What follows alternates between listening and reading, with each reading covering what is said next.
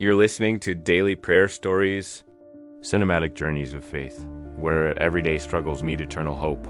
Daily Prayer Stories presents Season 2, The Story of Sarah. Part 1, The Empty Chair.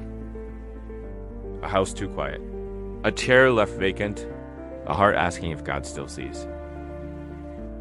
The November wind rattled the loose gutter outside Sarah's house, carrying with it the smell of damp leaves and chimney smoke from the neighbor's fireplace. Inside, the house was quiet, too quiet. The kind of quiet that makes every tick of the clock sound like a hammer. Sarah sat at the kitchen table, her hands wrapped around a mug of coffee that had long gone cold. Across from her sat the empty chair.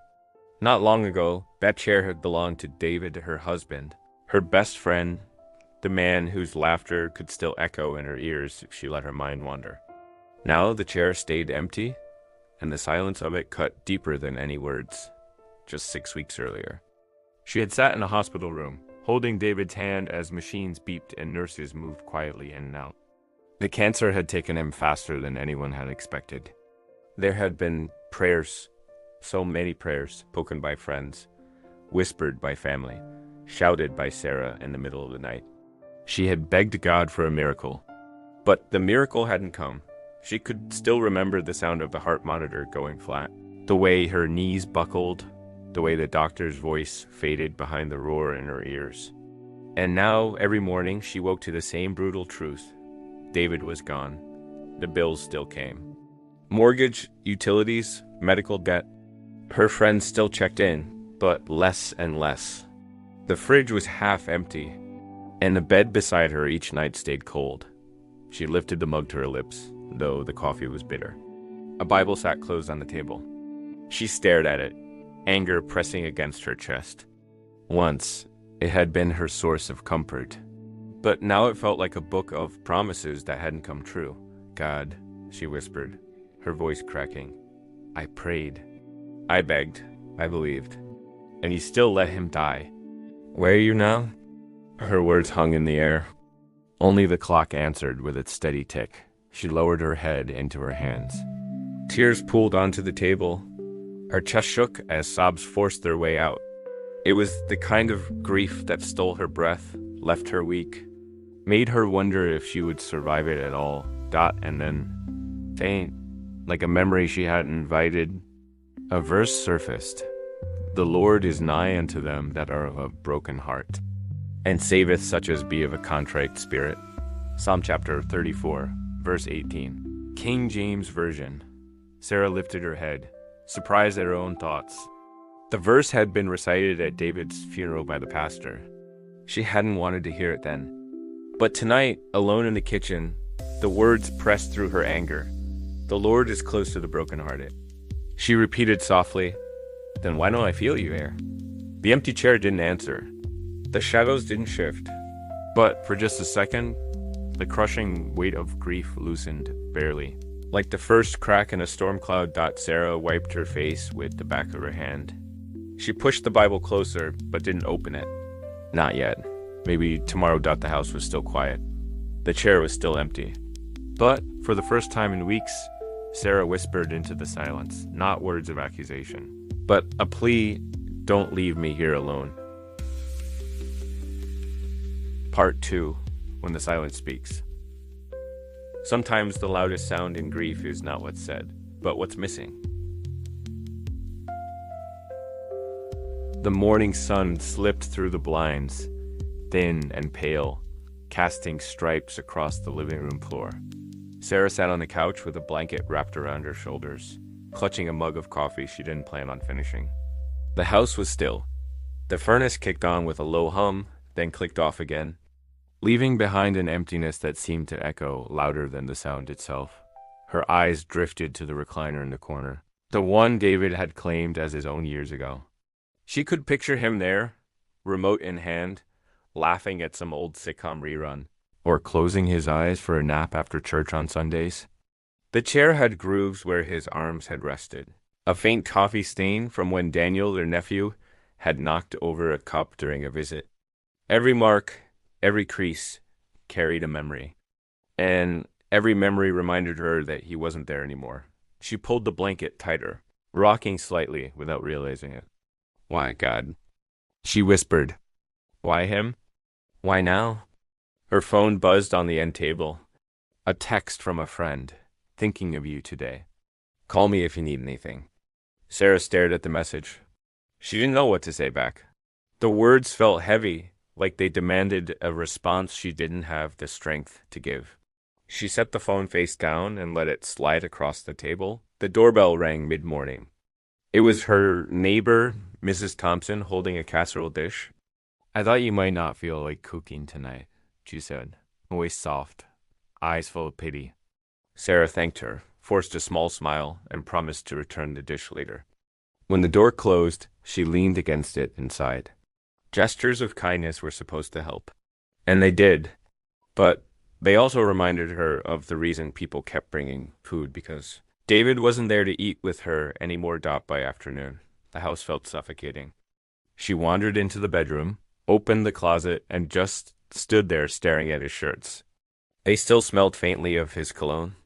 She touched the fabric of his favorite flannel, the one he wore on chilly evenings, and pressed it to her face. The scent broke something open inside her, and she collapsed onto the bed, sobbing until her chest ached. The Bible still sat on the nightstand. She hadn't opened it since the funeral, but now her eyes landed on it, blurry through tears. She reached for it, hesitant, as if it might burn her fingers. She flipped it open without knowing where she was going, and her eyes fell on the book of Job. "Will he slay me? Yet will I trust in him, but I will maintain mine own ways before him." Job chapter 13. Verse 15, King James Version. She read it again. "Though he slay me, yet will I trust him." The words felt harsh, almost cruel. Did Job really mean that? Did people actually choose to trust God when everything had been taken away? She closed the Bible, shaking her head. "I don't know if I can say that. God, I'm not Job. I'm just Sarah. And I don't feel like trusting you right now." She sat in silence, the verse still echoing in her mind despite her resistance. Maybe it wasn't about feeling like trusting. Maybe it was about choosing to trust anyway. But the choice felt impossible in this moment. Evening came, and the casserole sat untouched on the counter. Sarah microwaved a bowl of soup instead and ate it standing by the sink. The house creaked as it settled in the cold, and every creak made her feel more alone. Later that night, she sat at the kitchen table, staring at the empty chair again. The memory of David's last words filled her mind. He had whispered them weakly in the hospital bed, voice fading but steady. "Don't stop believing, Sarah. Even if I'm gone, God's still here." She had wanted to argue with him then, to tell him that faith wasn't enough, that she needed him alive. But she hadn't. She had just squeezed his hand and let the tears fall. Now those words came back to her, piercing and painful. "God's still here." She spoke the words out loud, but they felt hollow in the room. Was he? If he was here, why couldn't she feel him?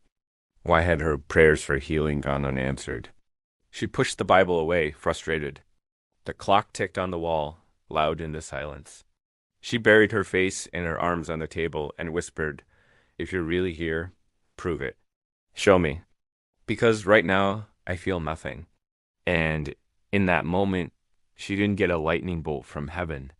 She didn't hear a voice in the room, but she remembered another verse, one David used to quote whenever life got hard. "Yeah, though I walk through the valley of the shadow of death, I will fear no evil, for thou art with me.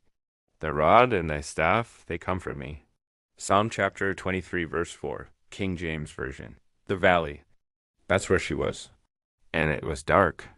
But maybe valleys weren't permanent. Maybe they were places you passed through. Sarah exhaled, long and shaky. She wasn't comforted yet. Not fully. But the words gave her something to hold on to, even if only for a few seconds. She whispered them again as she turned off the light and headed for bed. "I will fear no evil, for you are with me." She didn't feel him in the silence, but maybe, just maybe, he was still there. Part 3. When grief turns to anger. Sometimes the deepest prayers don't sound holy at all. Sometimes they sound like pain. The rain started mid-afternoon, slow at first, then heavy. Sarah stood at the window, watching drops race each other down the glass. The world outside blurred into gray. She wrapped her arms around herself, the sweater hanging loose on her frame. Meals had become smaller, sleep shorter. Grief wasn't just emotional, it was physical. Her body carried it as much as her heart did. She turned from the window and saw it again. David's chair. Still there, still empty. A thunderbolt of frustration hit her chest. She crossed the room quickly, as if she couldn't stand the sight of it anymore, and shoved the chair against the wall. It scraped across the floor with a harsh screech. "Why, God?" she said louder this time, voice trembling with fury. "Why him? Why not me? Why let me pray every night and still take him away?" Her hands clenched into fists. She pounded them once against the armrest, then pulled back, ashamed of her own anger. But the words kept spilling. "I begged you. I trusted you. And you didn't come through. Do you even care what this has done to me?" Her voice echoed in the empty room. For a moment, she was afraid of her own honesty.